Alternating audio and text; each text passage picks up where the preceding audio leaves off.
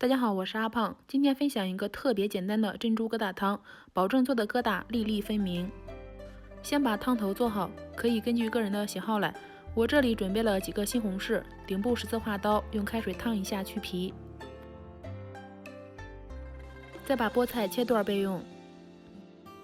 西红柿去皮之后，再把它切成丁。油烧热，先用虾皮炝下锅。炝好之后，再加入西红柿，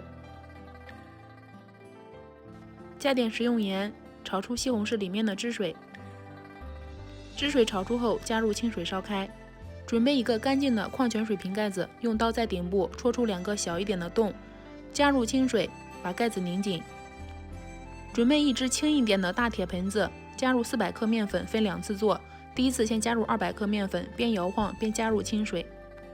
摇的过程中，力度要快速、平稳、均匀。可以看到，在不停的摇晃撞击中，有面疙瘩出现，像珍珠一样的白，粒粒分明，又圆溜溜的，特别可爱。水开下入面疙瘩，用勺子快速拨开，防止粘连。煮至面疙瘩浮起，淋入鸡蛋液。出锅前再下入青菜。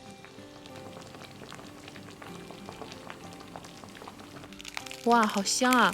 这样做的翡翠珍珠疙瘩汤特别好喝。